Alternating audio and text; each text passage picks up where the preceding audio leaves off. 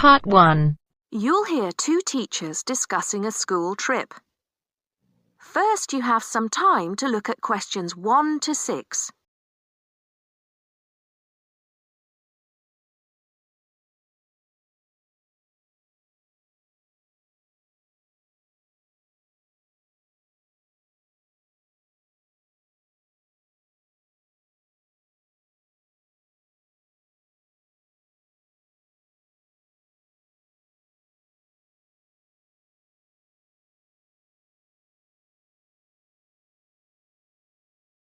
Oh, there you are, Paul. Do you have a few minutes? Can we think about this year's school trip? Hi, Jean. Yes, of course. Have you got any ideas? I've been looking through some information, and I've brought a few leaflets with me. Here you are. Okay, thanks. Just remind me when the trip is. Next Friday. We'll be leaving at 9 and be back here at around 4, so we've probably got time to visit a couple of places. Let's see. What leaflet have you got there? Central Gardens. Looks like a nice place. It's open from 9 until 6, so we could go there anytime we wanted, really. What about there in the morning and then somewhere else in the afternoon? Farmers Market would be an option first as well, at least until they close at 1. Or we could try Grey Castle. That should be possible in the morning or in the afternoon. Oh, hang on. That's at the weekend. The last admission is at noon on weekdays. Greenhall says the same thing. Queen's Park opens at 8, so we could go there first. Or, according to these times, we could go there on the way back to school, because they don't close the gates until sunset during the week. Okay, that gives us a few options. We went to Queen's Park a couple of years ago, didn't we? I seem to remember that the pupils really enjoyed it. It'd be nice to go somewhere new as well. I've seen groups from other schools going around Grey Castle. So have I. But then again, maybe we should play it safe and go to Green Hall. At least we've got experience of taking classes round there. Farmers Market is popular with other schools, though, so it must be interesting. It'd be good to go somewhere where someone can show the pupils around, explain things to them. I've been on a tour around the castle, and they do a really good job. I think they have guides at the hall, too, don't they? It says here that they used to, but don't anymore. You can get shown round Central Gardens, though. I think we'd have to do any explaining if we took the pupils to the market or the park. That wouldn't be a problem, though. No, and at least those two would be free, wouldn't they? I think all the others charge, and we'd have to get the parents to pay some money. I'm sure they wouldn't mind paying if it was a small amount. Let me check the leaflets. There's a special price for large groups at Grey Castle. Oh, but you can get into Central Gardens for nothing. Right. Oh, I've just thought of something. We wouldn't need to book anything if we were going to Queen's Park, but what about the other places? Central Gardens say you need to let them know if there are more than 10 people in your group, which would include us. The same at Grey Castle. Farmers Market says you can just turn up, and so does Green Hall. Right. Well, I suggest we take the pupils to Grey Castle for a tour in the morning. How does that sound? Yes, sounds good. We should contact them to book it as soon as possible. In the afternoon, we can do something a bit more relaxed at the park, and we'll have to think about going to Green Hall another year. Shame Farmers Market isn't open, but we can't change the day. So that's a decision then. Now, let's think about what we're going to get the pupils to do. It's a school trip, after all, and we should give them some work to do. Before you hear the rest of the talk, you have some time to look at questions 7 to 10.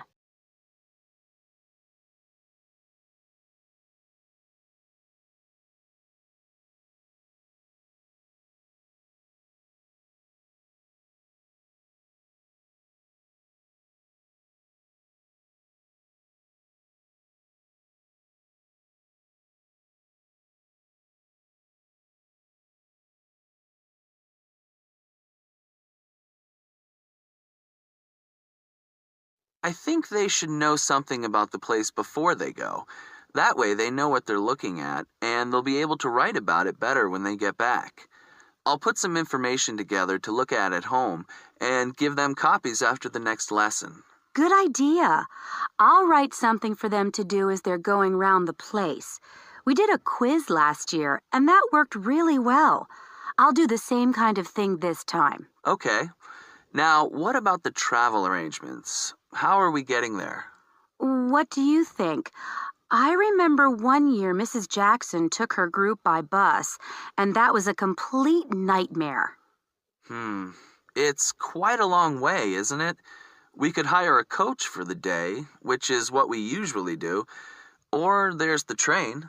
It's rush hour, though, isn't it? So it'll be really crowded. And it'll be more convenient for the rest of the day if we've got our own transport. Yes, we'll do that then. Anything else? Oh, we need to let the parents know what's happening. We could ask the office to call everyone. It would take too long with so many. I know when we send a letter home, there are always a few pupils who lose it, but not all the parents have email yet, so I don't think we have any choice, really. I'll write something and take it to the school office this afternoon. Right. I'll go and tell the pupils the good news. That is the end of part 1. You now have half a minute to check your answers.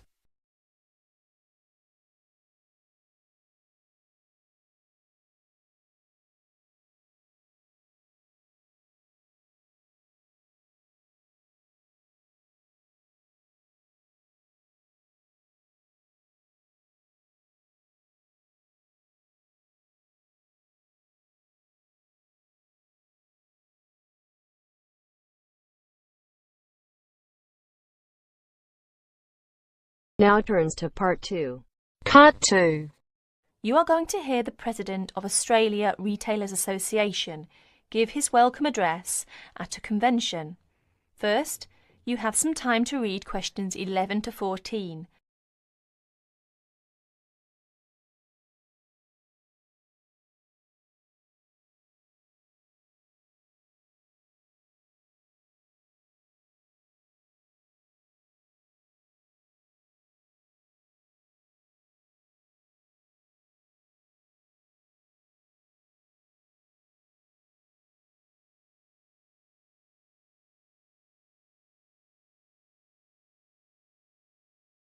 Could I have your attention for a few minutes, please? Allow me to introduce myself. My name is Norman Flagstaff, President of Australia Retailers Association. On behalf of the organising committee for our 3rd annual Retailers Convention, I'd like to welcome you all, some of whom come as far as Brisbane and Melbourne to this wonderful convention centre in our fair capital, Canberra, and hope you make most of your stay. We have been very lucky with the weather, and I sincerely hope that it keeps up for the rest of the week, and maybe even the following. No, I'm sure we won't be that lucky.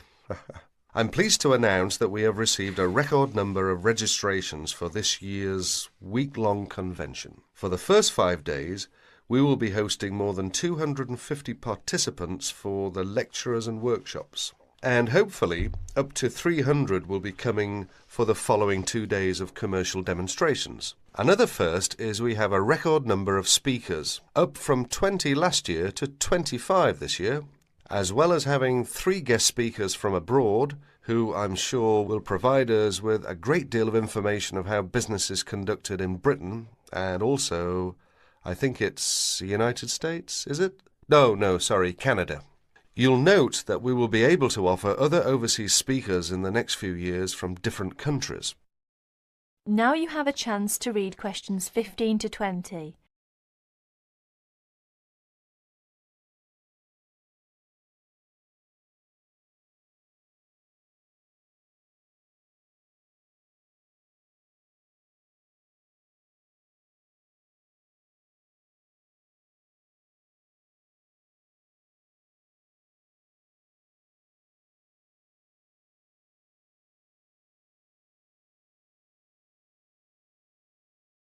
For those of you who won't attend the lunchtime meeting, there are plenty of places to go. The famous Italian restaurant, Peroni's, is not too far from the convention centre. From the centre's entrance on King Street, just go straight to the street to the Mime Park. Through the Hero's Arch, at the other end of the park, cross William Street, and it's right next to the bank. The Jumbo Sandwich Shop for quick snacks is also nearby. From the centre, just turn right up King Street and turn left into Queen Street. Go along Queen Street until you get to the William Street, then turn right. You'll spot it right next to the William Street Underground Station. Slim's Vegetarian is also nearby. Just turn left as you leave the centre into King Street, cross over Elizabeth Street, and it's on your left, directly opposite the church. Finally, the Geneva Bistro is always a popular place, this area.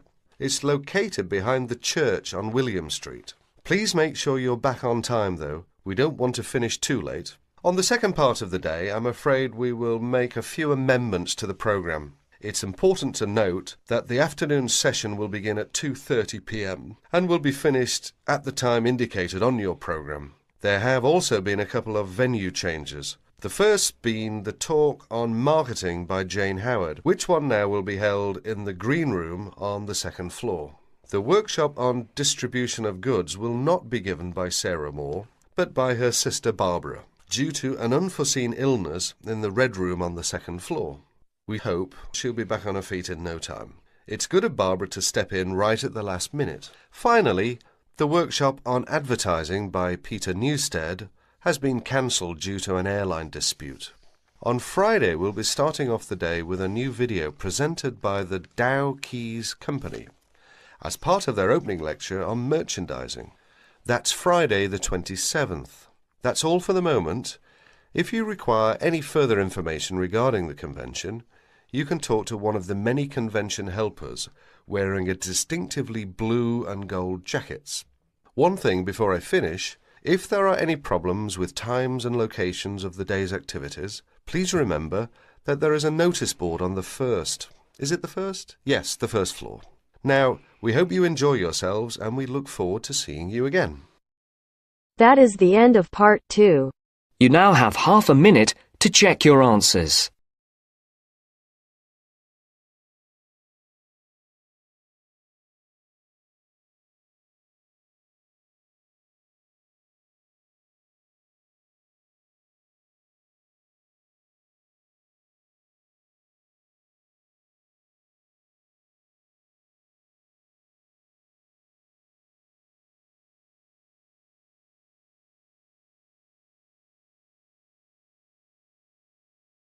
Now turns to part 3.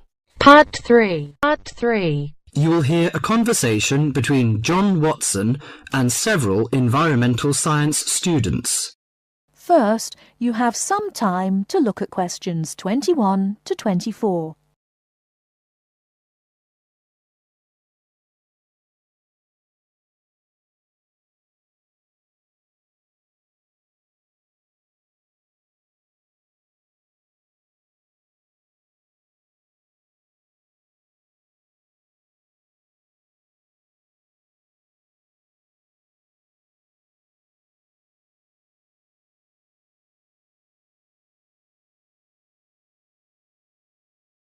Good morning, everyone. I'd like to introduce our guest to you, John Watson. We're delighted to have John with us today to share his views on conservation. As environmental science students, I know you'll have a lot of questions. So let's kick off by asking him to tell us how he got involved in the environmental movement. Thank you, Deborah. It's nice to be here. When I was 7 years old, back in the 1940s, my father bought 200 acres of land on the central coast of New South Wales in eastern Australia. The marvellous thing about it was that it was virgin bush. In other words, completely natural.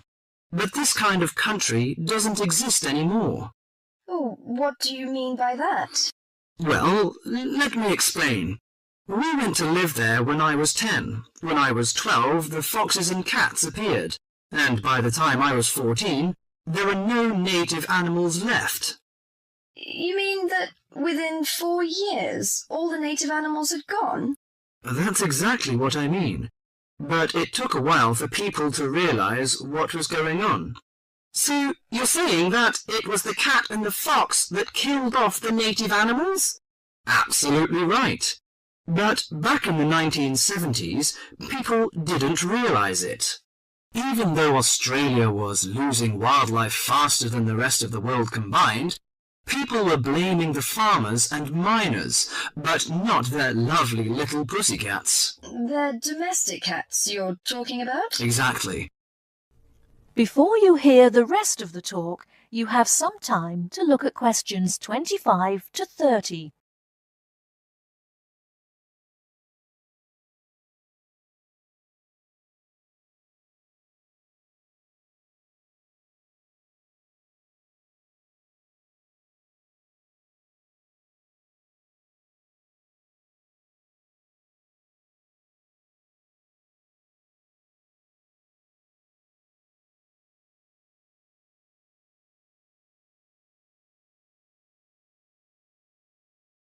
What's more, they didn't want to know.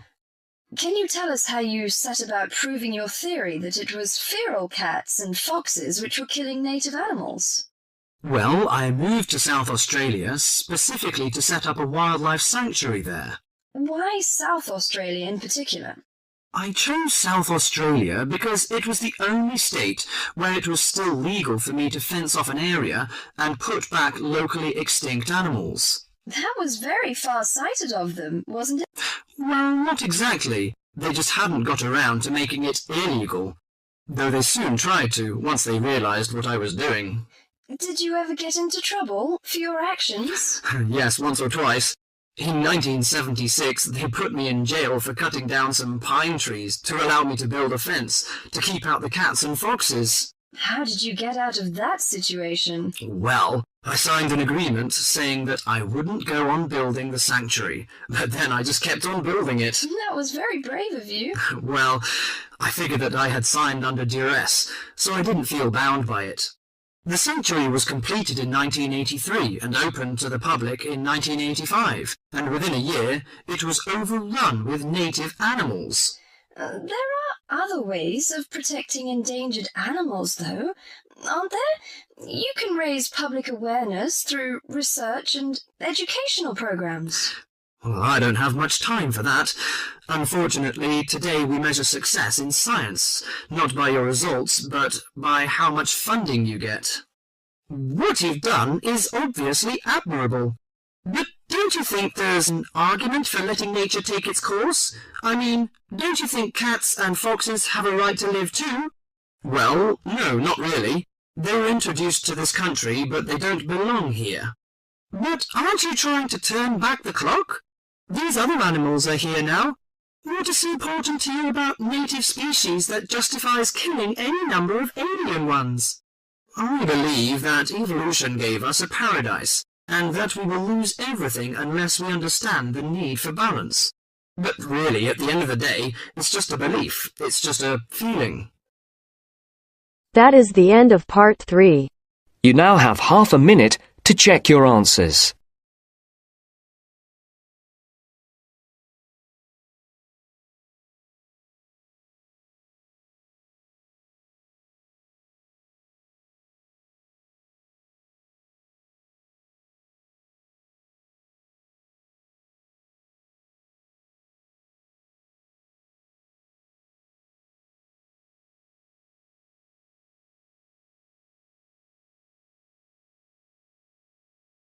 Now turns to part 4. Part 4. You will hear a conversation between Fred and Liz. They are talking about sleep and dreams. First, you will have some time to look at questions 31 to 40.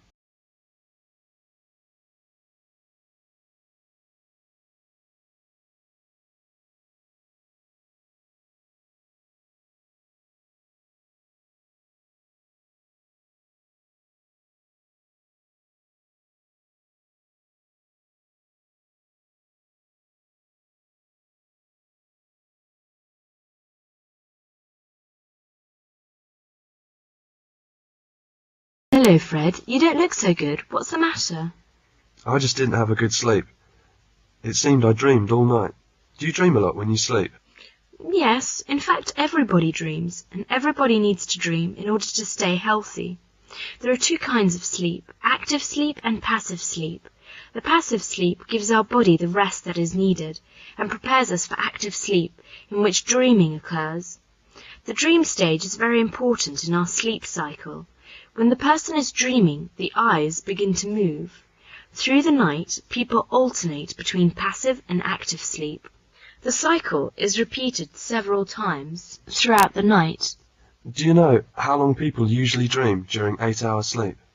For about 1.5 hours on average. So we need active sleep because dreaming helps us to rest our minds. I see. All people experience dream cycles. Can you remember dreams? What did you dream last night? Oh yes, it was terrible. I dreamed that I was chased by someone or something. I don't remember very well, so I was running all the time. This is a very common type of dream. Over 70% of people have dreamed that they were being chased or pursued by something, and often in the dream they find themselves unable to flee for one reason or another. These often occur during periods of great anxiety and may be related to frustrating situations which are frequently occurring in their waking life. Anxiety dreams are amongst the most common types reported and are particularly common amongst women, 78%. Only 63% of men experience them. How about dreams of violence? Dreams featuring scenes of violence are much more common amongst men, 50%, than amongst women, 44%. The differences are not very great. Perhaps men are simply more likely to talk about violent things, and it must be remembered that women are often the most ardent fans of TV westerns and wrestling programs. Are there any more kinds of dreams that men experience more than women? Yes. When people are tight in finances, they often have dreams which involved finding coins, showering from a slot machine, or picking up money from the ground. About a quarter of men have had this kind of dream, but only 15% of women. This probably relates to the fact that money matters are more likely to preoccupy the male than the female. Do you sometimes have dreams about falling? Yes, it is a common type of dream too. Dreams about falling are very common with about 75% scoring average. The most frequently reported is one in which typically one trips over something, stumbles or falls and wakes up with a jump. How do you explain this? Psychologists now believe that these dreams do not have any great emotional significance, but are merely due to muscular spasms which take place on the threshold between consciousness and sleep. Well, dreams about flying or floating in the air are often considered to be related to an unconscious wish to escape from something. They are in fact reported by about 50% of dreamers. Dreams about the sea are also common. Women, 40%, are far more likely to experience than men, 27%. What other kinds of dreams women experience more than men? Dreams about famous people. Women are more likely to dream about famous people, politicians, pop stars, film stars, and the like, 33%, than men, 27%. One very common dream, which almost certainly falls into the wish fulfillment category, is when people report that they are actually meeting famous people in their dreams. What do you think of the recurring dreams? Recurring dreams are very common too, 70% of people reporting them on an average. In most cases, recurring dreams are of a vaguely unpleasant kind and are almost certainly caused because the individual has a problem of a significant kind which he is unable to resolve in his waking life. The solving of this problem almost always leads to the disappearance of the recurring dream. Women are more likely to have recurring dreams than men. That's so interesting. Well, what causes people to have bizarre dreams, such as dreams about the loss of teeth? Oh, some psychologists believe that it's a memory dream referring back to that significant period in your baby life when your teeth fell out. Another explanation is that you are suffering from low-level toothache, which is not enough to get through to the conscious mind, but which trickles through into your dreams. Do you believe that dreams about the future will come true? Well, dreams about the future, which come true, are very frequently reported, though it is fair to say that scientists are very doubtful about whether these are simply coincidence or genuine peeps into the future. Almost 30% of people believe that they have had at least one such dream. That's so instructive. You are an expert in this field. Liz, how do you know so much about dreams? Don't you remember that I'm majoring in psychology? I have done some research on the topic sleep and dreams. Thank you so much. That is the end of part 4. You now have half a minute to check your answers.